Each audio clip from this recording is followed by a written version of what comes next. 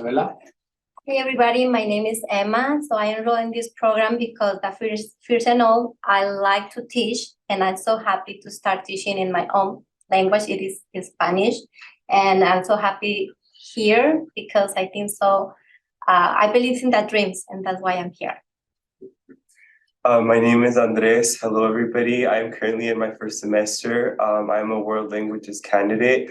The reason I enrolled in this program was because I knew it would make me more marketable for the job, and because I want to learn how to foster a linguistically inclusive classroom for my students, and to also be in a setting with people that look like me and to have the same linguistic aspirations as me, because sometimes when you are in your own cohorts, you don't see yourself represented.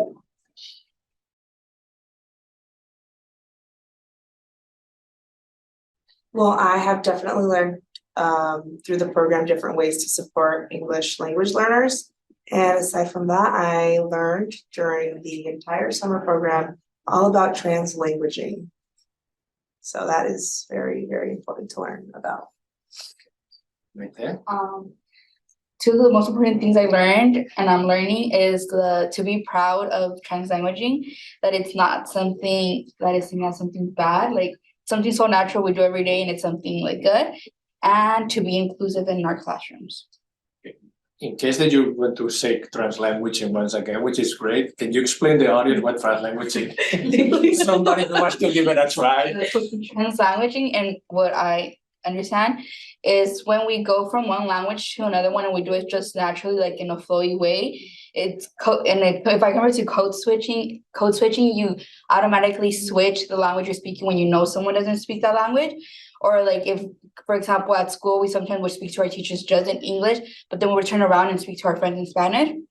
But translanguaging is if I would be speaking right now y de repente empiezo a hablar español, but at the same time, I have a thought that's in English and I just like let it go like influencia. Thank you. So like Spanglish.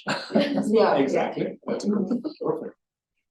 Two things that I'm been learning in this bilingual authorization, and also that actually transfer from one of my classes from 10 is that do not be ashamed being like talking in two languages, because actually one in Spanish is my first language, and that was the first step that I have learned, that not to be ashamed and to continue my path in teaching Spanish, and also to encourage the students to be able to use their both languages. That is not something that to be ashamed, that actually is something that to be proud of, and to continue in the path and to be successful in life in the future.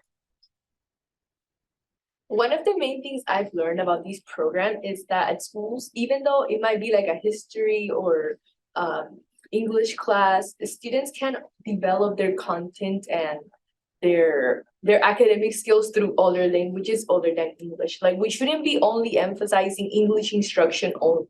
It is possible, and we should encourage students to develop their academic skills in any subject matter through the language of their choice or their preference. And yes, of course, we need to assess them maybe in English, but it is possible for them to develop and brainstorm their ideas and share with their classmates in their own languages. Like, we should be incorporating and bringing other languages to the classroom, languages that come from students' cultural backgrounds and linguistic backgrounds. Okay, I learned because I like the opportunity the program gave me to go observe one of the bilingual class, that I had the opportunity to see how is that teacher teach, because we can hear a lot of ideas that see in front of that group. I think so. Learn or see how you need to teach.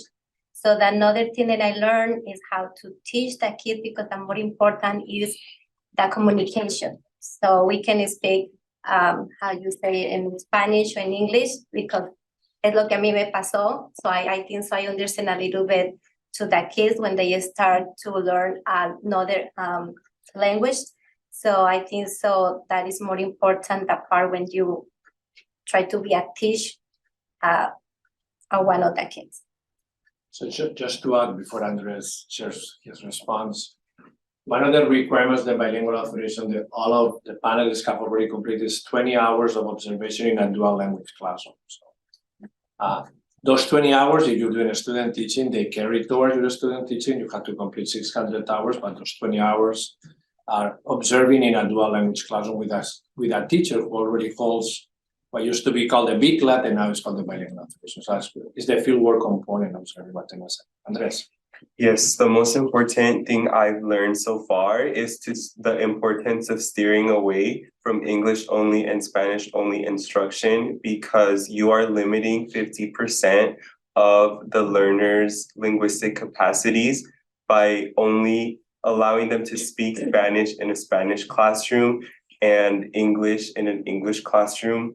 So I think that to me was very shocking, because I always had the misconception that in order to help somebody learn a new language, you must only expose them to that language and allow them to only speak in that language.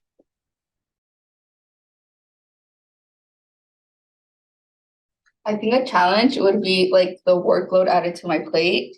So I am in my first semester of the teaching credential, so it's already like tough and so busy doing student teaching and homework and all that. So it is an extra thing to add on, but I think it pays off with what I'm learning. And I think an opportunity that I've had, which they mentioned already, is getting the chance to go into a class that's being taught in bilingual.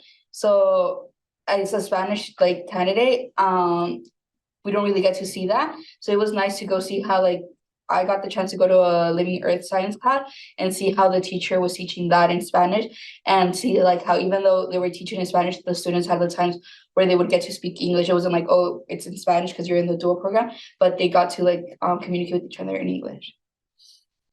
If I can add what Maite said, the bilingual authorization is a authorization that you can have from TK to 12 for the multiple subject and single subject.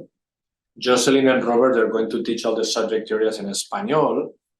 For example, the class on the Maite observed that the teaching is teaching biología o living earth, no? So in Espanol and then also in English as well. Everly. As Maite mentioned too, you know, the hours and actually the effort to put in the classroom is one of the challenges that we actually having right now. Because I'm also married and I have one daughter, so have a lot, like I have to spend a lot of time to focus what to do, like what is like the most important to do at this time. And I know my education is the more important, so that's why I'm here. And that's one thing that I want to encourage also, you know, in my family to see that I'm capable to be here in school. And also the one thing that I love learning is that, like as my others teammates said, that when we went to see the DLA other teacher in another high school, the way that they use a lot of strategy to encourage the student to use both languages and actually to have their own repertory to actually to do the work in the classroom is really grateful to see that the students are really intelligent to do the work. Just we have to encourage them to do both of the language. That is nothing bad being transferred one language to another one. Like many of my classmates said, I would also say the workload. But don't be mistaken, this is not like an easy class. You have to put in the work, but the reward that you get from it, it's amazing. It's amazing, especially if you're doing the teaching credential combined, because you can really see all the things like the theory, all the readings you're going to read, and then you're going to see how it can be like applied to your student teaching. So it will open your eyes to a lot of things that you might not have noticed before. So it is very rewarding in that aspect. So even though it's a lot of work, it is worth it. It is worth it. Take it. I recommend it. And an opportunity that this program has provided for me, the Bilingual Authorization Program, is that it has allowed me to develop my literacy skills in Spanish and English. It has also allowed me to grow as an educator, but as a person. because as an English learner myself, I went through all these process or these things, or teachers provided these adaptations or accommodations for me when I started learning English. But now as a future educator reflecting on it, it's really like amazing, and like to know what needs to be provided for students, especially if you didn't have such a good experience. If you ever went through the English learner process, which many of us did, like many of my classmates did, they were an English learner at some point, to be able to say, oh, I didn't get that, but now I know that I need to provide these resources for my students to be successful. And it really gets you thinking, how can I make my class more linguistically inclusive? So it is very wide open. Thank you, Isabella. Okay, now, so that's challenge for me is to do the homework. To do the homework because it's very interesting, but I need to read and I need to learn more about how is the bilingual education. So that's interesting to learn and read all articles about how we need to teach and how we need to try to understand the kids who speak only in Spanish or only in one languages, that I understand more, because I feel the same thing when I came to this country and I understand how they feeling. So they give me a lot of ideas how can teach, because some people, they're like me, they think I know learn because I very quietly, I know talking, but that kids, that's very intelligent, because not only because they speak one language and in English, they can say it is not intelligent, but if you can teach and you can listen to them in their own languages, you can see that kids is very intelligent. So we have many things to teach, use our languages and his languages. I don't know if you can understand what I'm saying.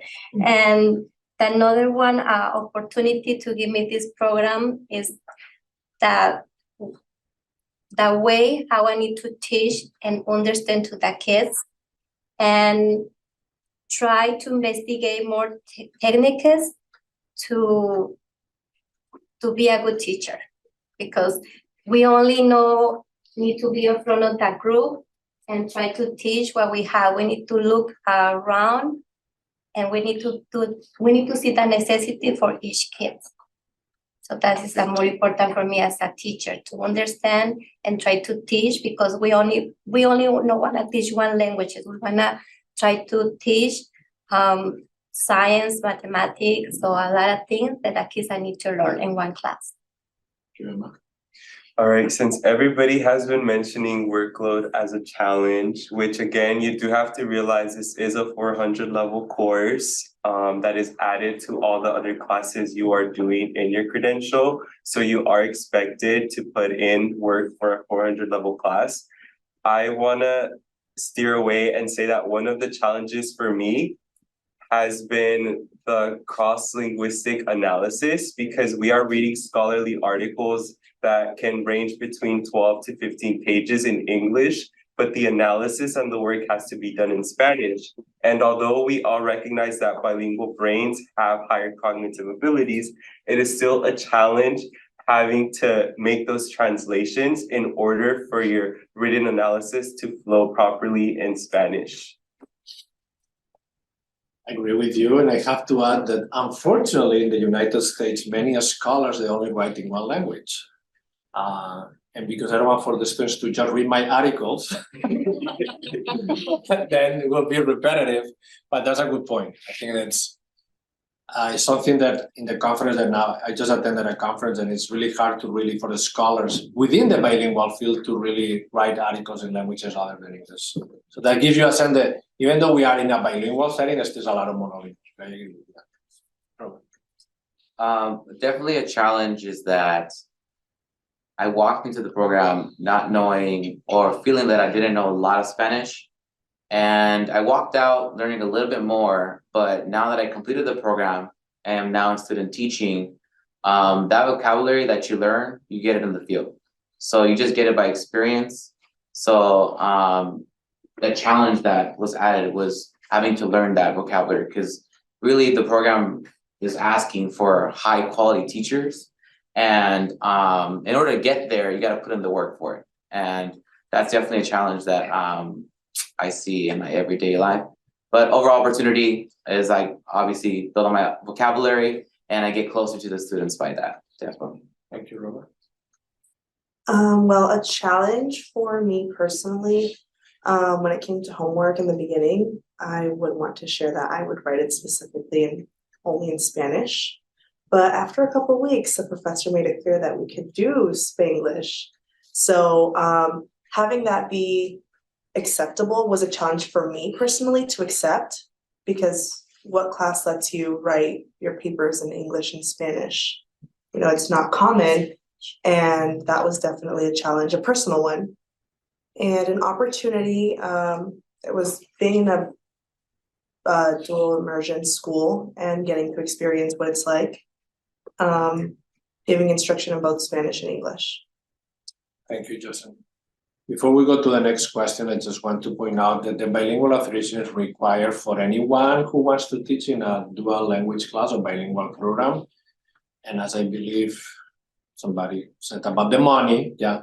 If you teach in middle school and high school and elementary too, many school districts, they give you an extra stipend. So your salary is X, the bilingual authorization, they give you an extra stipend for having the bilingual authorization. So I believe we all like money somehow. Maybe that we don't do this for money, but we like money. Why not?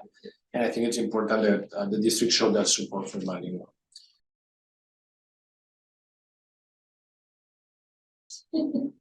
One advice that I can give to all the students and the people that are listening and be students, that to take this course is actually one thing that you're not gonna regret later, because actually you learn a lot of strategies to use in your own classroom. Especially for me, I've been learning how to help my students to incorporate their both languages in their work, and especially I'm trying to do this in my future classes also, to have all the language or the repertories of my students in my lessons plans, and actually to support them to be successful in life. And also especially with this program is actually give me that what is it called, like that push, like to be proud of my two bilingual, to become but I am a bilingual, but you know, in high school they give you the seal of validity. I didn't have the opportunity at that time to actually to be like notified that I was a bilingual. With this program, actually, I can be like satisfied that I'm a bilingual person. With like to have like actually in a paper to say it, because I know that I am, because I speak both languages and I can refer and go back and forth, like do translanguaging also. And I just wanted to tell you guys to not hesitate and take this course, and you're gonna be really grateful at the end to be taking it. Isabella. My advice, I just want to say one of the greatest things about this program is the people that are in it. Like for me, it really validates my culture and my linguistic assets, because usually, at least for me, when I'm like in a classroom where it's mainstream English, I don't feel as comfortable, but like the people around it really make it special. And the fact that we can really collaborate together and create something amazing, and it will make you do a lot of self-reflection about yourself, as like it will make you reflect on your identity, like linguistic and cultural identity. But my advice, it is to take it because it is worth it, because that's what you want, because life, it's more than, you know, just doing like a checklist. Like this class has inspired me and made me do a lot of self-reflection and growth as an educator. And the people in it, the connections that you're going to meet, especially if you want to get closer to your culture. And like don't worry if you don't know Spanish super well, like perfectly. Like we're all here to learn, because I know some other people within this program, like they're a little nervous because of the Spanish aspect, but the professor is very encouraging. And again, he encourages translanguaging, which, as my classmate said the definition. So it is very, like we don't focus on correction so much, at least if you take his class, but to really develop your thoughts and your thinking process. That's what matters the most, not so much getting it correct, 100% correct all the time. What matters is like developing your literacy, developing your thoughts. Emma. Okay, my advice is if you wanna be a teacher, I recommended this class not only because you wanna teach in Spanish, no, because this class you help you to understand all the kids, because in one school we have a different cultures. So as a teacher, we need to learn about our kids and about what they born or what they their cultures. So we need to participate with them too in the community, because we have, as America, we have another days we celebrate by in our culture. We have another day we are celebrated. So that's more important to understand to kids and we are working as a community. I think so that is more important. Not only because I wanna teach in Spanish, it's not necessary. So you can take this class to understand your kids, how they eat his cultures. And for me, it's a lot of homework because it's more reading in English. So it's a little more hard for me. I need to focus more, but I learned a lot with the homework. My advice to all of you is to never diminish or never think badly of your Spanish, because I know a lot of people who would have been perfect candidates in this program, yet they decide not to pursue bilingual education because they think they're not good enough.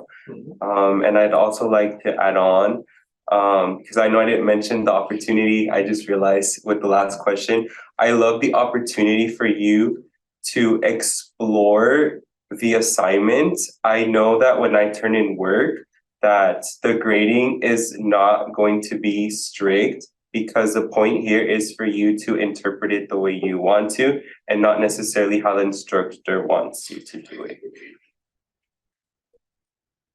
Yeah, essentially some of my panelists have already mentioned this, but you know, if you feel like you don't have a lot of knowledge in your second language, don't doubt yourself, because like I said, I walked into the program not knowing a lot and I learned a little bit more, but most of it, that new vocabulary came from actual experience. So I would definitely recommend my prospective students that they should never doubt themselves, doubt their skills, and just go for it. If you never try, you'll never know. I think Robert is being really humble because his level of Spanish was really good. But I have to say, he's one of the students who really stretched it with the translanguage and the linguistic repertoire, his paper. So everyone, he really did. He really took it to another level of stretch. Okay, Josephine. A piece of advice is to, well, I want to share that summer. It was either I took the bilingual authorization or I went to Mexico for a month. And I shared to the class that I was here taking the class and just pick and choose what's best for you. Mm-hmm. So although I didn't get to go to Mexico, I did learn a lot and I opened up more doors for myself, especially because in the classroom I was allowed to use my entire linguistic repertoire from the start and to the end. So I think that overall, just pick what's best for you and not what's just best in the moment. That's a really good advice. Yeah. How you invest in your, thank you, Jocelyn. Mm-hmm. Maite? I think an advice I would give is, like my classmates said, like go for it, take the class. I think it's important to be that educator that as a bilingual student growing up as a bilingual kid, you wanted. Like you always felt so comfortable with your teachers who spoke your native language because you felt like that like family kind of relationship, and or like you knew how to express yourself more. So if you're like how they said, if you're doubting like, oh, my Spanish is not that great, like go for it, because like students need that and want that at their school. And yeah, like it's gonna be a great experience.